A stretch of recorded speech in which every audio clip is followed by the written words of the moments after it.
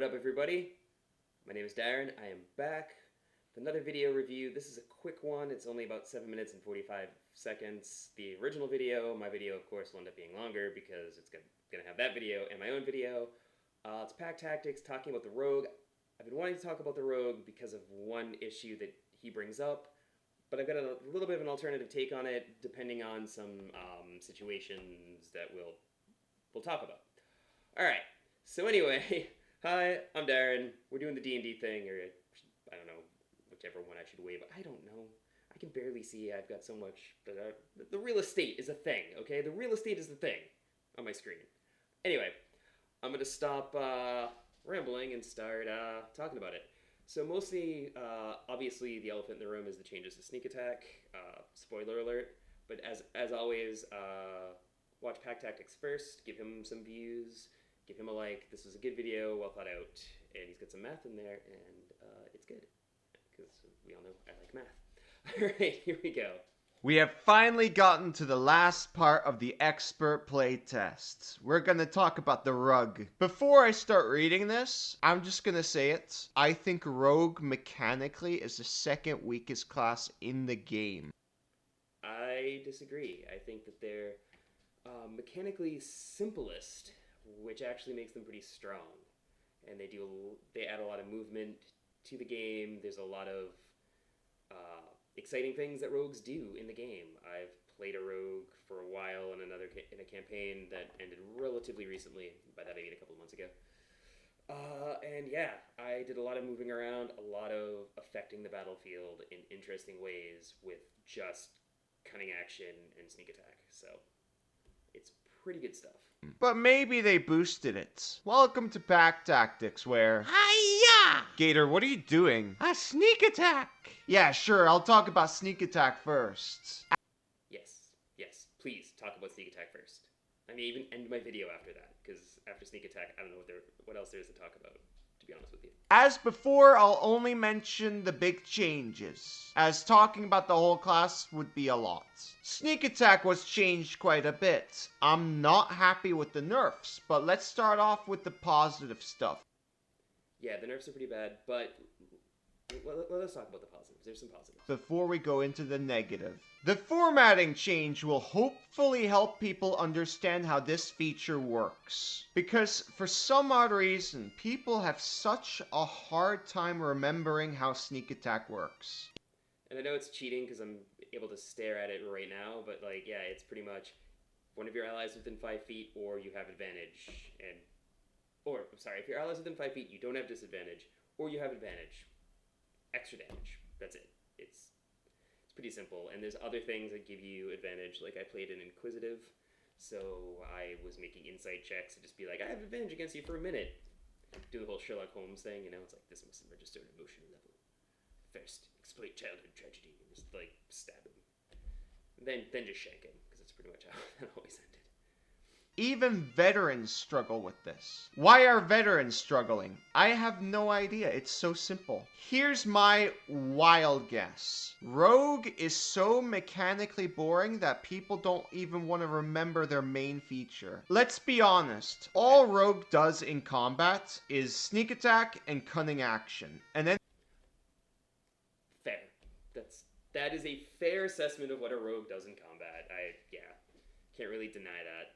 They've got a bunch of passive reactions and stuff like that. So why do they even play Rogue then? Well, it's because of the theme. The theme is super strong. The theme is what makes the entire class. And of course, the roleplay potential. If you think Captain Jack Sparrow, of course you're gonna think, oh, he's a rogue. So you pick Rogue. And it's a shame that it's not mechanically fun, but we can make it mechanically fun with correct feedback. Let's get back. Okay, so I don't think that's the only reason people play Rogue. Rogues are also the skill monkeys to ever skill monkey, and a lot of concepts can be met just playing a rogue. You can make all sorts of crazy concepts as a rogue. I was playing the Sherlock Holmes of adventuring. Rogue. Clearly. Inquisitive rogue. With the piss off your DM with a passive perception of 27 feet. Because, of course, I took that. But yeah, so there's other reasons to play Rogue as well besides just that. But I think Pack Tactics does focus a lot on the combat pillar and not as as much on the exploration or social pillars, which are two places that rogues excel in those places, as well as being really useful in the combat pillar with their stab o'clock ability of sneak attack. Back to sneak attack itself. The negative stuff. The first change, which might not end up being too terrible, is that you can only proc sneak attack during the attack action. In 5e, that would be really bad, as another chance at proccing sneak attack with a bonus action was really good. However, most bonus action attacks have been folded into the attack action. I'm not sure how remaining abilities will work out, but if there are still bonus action attacks out there, this is a bad thing. Also, Yeah, I agree, but at the same time, yeah, they did move the two-weapon fighting into the attack action. The real question is an attack of opportunity an attack action? Because if an attack of opportunity is not an attack action, might be an issue. But the next issue is even worse than that, which he's going to get into, and that is definitely the killer for this whole thing. So, yeah. So Booming Blade doesn't work with sneak attack anymore. Booming Blade is not an attack action. Second is the removal of the ability to proc sneak attack on someone else's turn. Yes, that is the big one. That is the elephant in the room that I wanted to speak about and kind of spot. There's some bad game design in that for reasons that, well, first, Pack Tactics is going to go into. And even if there's a reason, a good reason to do that, this is a bad way to do it, and I'll get to that. Currently, sneak attack says once per turn, which means that if you somehow get to attack on another turn than your own, you could still attack with sneak attack. Now, attacks opportunity. If you have a battle master in the group that's just like, hey, you attack, as one of his battle master abilities, you get his extra D10 or 8 or 12 or whatever the hell it is. Plus, you just got to sneak attack, which is an insane amount of damage. The fighter did so much damage just telling the rogue to attack. Like that was one of our tactics. Like at least one of his attacks was Dax, kill that. So and it was good times. It was good times, and that is an issue that you can no longer do that. So that's problematic. Now sneak attack says your turn, which removes this ability. This is an issue for multiple reasons. One is that this tactic encouraged teamwork, and now it's just gone. That might not seem like a big deal, but party synergy is really cool, and the system should encourage teamwork more, not less. Dungeons and Dragons is a team game after all, so this is a big hit to rogues. The teamwork aspect, he is 100% correct. That is the biggest reason to not do it this way. But I might have something that brings the teamwork aspect back to it and still keeps, I think, what the intent of this rules change was. But I'll talk about that. It even makes haste worse as a spell. The general tactic to have an off-turn sneak attack involved attacking multiple times via haste. You did that by making one of your attacks into a readied action until someone else's turn, and therefore using sneak attack multiple times per round. Can you even still sneak attack with a readied action with this rule? If not, that's bad. And that change is not good. You should still be able to do it with a readied action. I'm ready to, as soon as you turn your back, or as soon as you ask me what time it is, I'm ready in action to say, it's stab o'clock! And just shank you. Shank it. I'm being weird and I'm hiding behind the tactics window. I've got not enough real estate. I gotta play with this. I'll figure it out at some point, for sure. This was genuinely a pretty good use for haste, because it's double DPR. But now there's no real good reason to cast haste on a rogue. Oh, well, on a rogue, maybe, but, I mean, still gets multiple attacks. And, well, there's reasons that I'll get into. But this is an interesting chart, actually. I'm glad I stopped here. This chart is very, where is it? It's here. This chart is very interesting. So if you look, it's level 1 straight with advantage. That's your damage output, damage per round, expected damage output. And I don't know where the 0.65 and the 0.88 exactly come from. I'm not sure what AC you're trying to hit with that. I guess they're just assuming you have a 0.65% chance of hitting, which would be what? Let's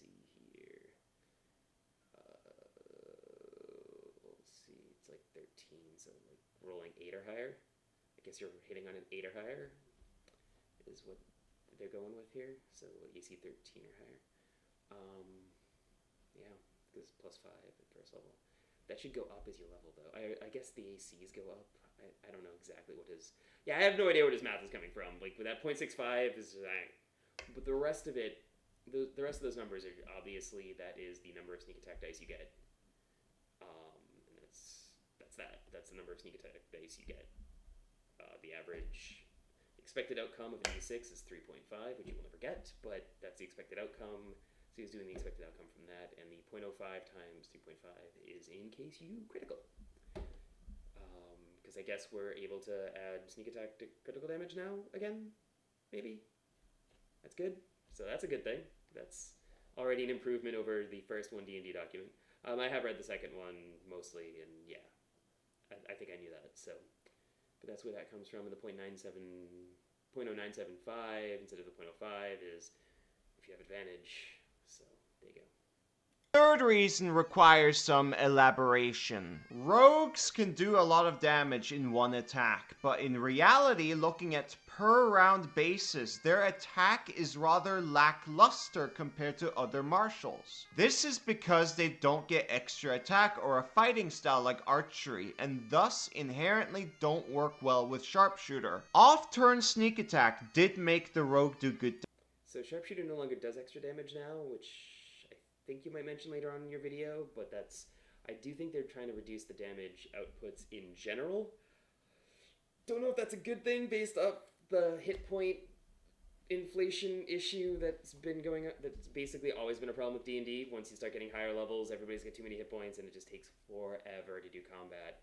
Having high damage outputs, or letting the rogue sneak attack like 8 times in a round, helps with that, because you can start whittling those enemies down quickly, but maybe that's kind of a problem here.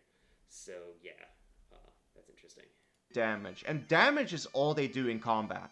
I think they're making a huge mistake by removing it. One related thing I feel like pointing out is the lack of steady aim, an optional rule from Tashes. Its introduction, together with the old statements by the developers, made it seem like they wanted Rogue to basically always have sneak attack. But now... Yeah, you can give yourself advantage in your next attack roll in the current turn. You can use this bonus action only if you haven't moved during this turn. So you 0 to the icon. Yeah, that's actually just worse than making an insight check and getting the ability to basically get advantage against that opponent for like a minute. That's what I had as an Inquisitive Rogue, which I think I got that at level 3 as well. Yeah, there's other ways to get advantage as well. If your DM uses flanking rules, you're good to go. Even though you would already get sneak attack based off of the fact that you've got a friend within 5 feet, the flanking rule gives you advantage, and then it's really useful if you're fighting blind, but a friend's within 5 feet and you're flanking, so it counteracts the disadvantage, and now I've got a friend within 5 feet and I don't have disadvantage, so I can stab you. It's all good. Now they reworked the feature and didn't include steady aim. I wonder what they're going for. I believe it's a big loss. Speaking of big losses, evasion was delayed a whole 2 levels from level 7 to 9. This is one of the only features from Rogue that helps him out defensively over other characters. I mean, that's true, but also, hate to say it, they moved it from a level you're probably not going to play to another level you're probably not going to play to. They did move it further, which is bad. It's a cool ability, but yeah, it doesn't come up in most tables. Although my last rogue was level 11, so I really can't talk, I guess. But yeah, level you're not going to play to another level you're not going to play. It doesn't really matter to me.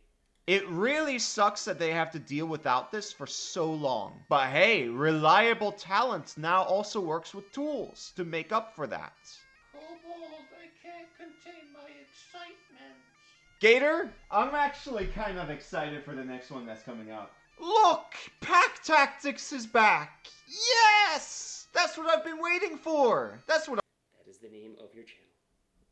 I'm all about! Woo! Though, realistically speaking, they get this at 13th level. This could just be part of Sneak Attack. At least a few levels earlier would be nice. Maybe level 5 together with Uncanny Dodge would be perfect. Time to move. Level 5? then it would actually come into play. Insane! Yeah, it would actually come into play if you got it at level 5, because that's what level people tend to play to. According to, research. He wasn't a thief here. Honestly, I don't know how... Yeah, what else does he talk about? Yeah, nothing else that really goes on in the rest of the video. It's mostly just about the other things. But the sneak attack stuff. Let me talk about the sneak attack stuff. I'm just gonna remove this. Wait, what? No, don't remove headset. What are you doing? Sorry, I'm trying to deal with OBS, and it's not working well. Yeah. Alright.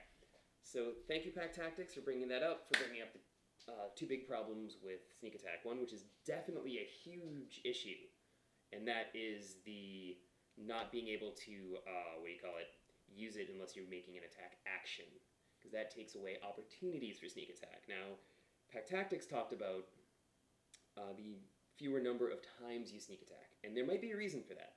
Maybe it was OP to let a rogue sneak attack more than once in a round. Maybe, just maybe, that ups their damage output so much higher than other classes. Say, I think Monk is the one to compare to, and they don't have Monk yet for 1D&D, so I can't do a direct damage comparison. Maybe I will when Monk comes out. Who knows? That could be a thing. Doing the math, that could be my thing. I don't know what my thing is yet. My thing is mostly just playing Skyrim on that thing. That guy. Anyway, so maybe there's a reason to limit the rogue to only being able to sneak attack once around. That could be a thing. I don't think the way that they did it is the best way, and I don't think it's going to be the most interesting way to do it. What they should do is instead say, whenever you attack an opponent with a weapon or whatever, with the normal language of ranged or finesse or whatever, and under the conditions as follows, you may do this damage. Once you have done this damage, you may not use sneak attack again until the start of your next turn. That solves the once per round thing that I think they're going for, but simultaneously gives you more opportunities to do it. So if you're hasted, you can be like, all right, well, I'll ready an action. If you've readied an action, you can do it. If you're got a fighter battle master in the group, you can do it. It'll give you more opportunities to get that sneak attack off. Because the big problem with a rogue is if you only have one weapon and you just go, ha-ha, and you miss, it's like, well, there goes my usefulness, right? Like, you're just done. And you want to give the rogue as many chances to do it as possible, even if they can only do it once. You want to give them those chances. That's what makes the fight interesting. That's what makes him move around. You want him moving around. You want him hitting things. You want him doing damage. That's what you want. So if, big if, it was a balance issue that they made the rogue only to be able to do it once per round, for the love of all that is holy, let him have as many opportunities to get that off as possible. Let him do it once per round by making it something that he can do off turn, on other people's turns, whatever. Just say, once you've inflicted this damage, you may not do so again until the start of your next turn. That would solve the problem, if it's even a problem. You might be of the opinion that they should just be able to sneak attack on everybody's turn, and that's fine too. I don't really have much of an opinion on that directly. Just the generic opinion of don't put this weird just on your own turn limit and be like, you get one attack, you gotta do it on your turn. Have fun. Oh, you use 2 daggers. That might help. It's not gonna be that much better. It's not gonna be that much better. Anyway, that was my take on the 1D&D sneak attack issue with the rogue. Thank you, Pack Tactics, for having such a great video on this subject that honestly covered most of what I would have covered if I was going to do it on my own. Plus, you have the 0.65. I don't know where you got that from. I'm going to have to start digging through your videos, figure out where you got that from. That is interesting. I'll have to take a look at that. But yeah, it might just be arbitrary. Who knows? Just might be what he does to say, hey, this is your likelihood of hitting. But anyway, I mean, that's obviously what it is, but I just don't know where it came from, if you're saying against AC13 and having the AC scale up, or if he just says 0.65s roughly hit chance. I don't know. But anyway, it's just a scale factor because all of them scale by the same. So the DPR would just scale, so it doesn't really matter. But it's interesting to know where these numbers come from. I don't know. I'm weird like that. Anyway, yes. So sneak attack, bad changes might be a necessary change, but there's a better way to do that. Anyway, that's my video. Like, subscribe, pick another video, watch whatever video of mine it's suggesting for you. Playlist, subscribe should be, no, yeah, over, what, why can't I figure this out? Subscribe should be here. This should be subscribe. Subscribe. Anyway, peace out everybody. Talk to you all later.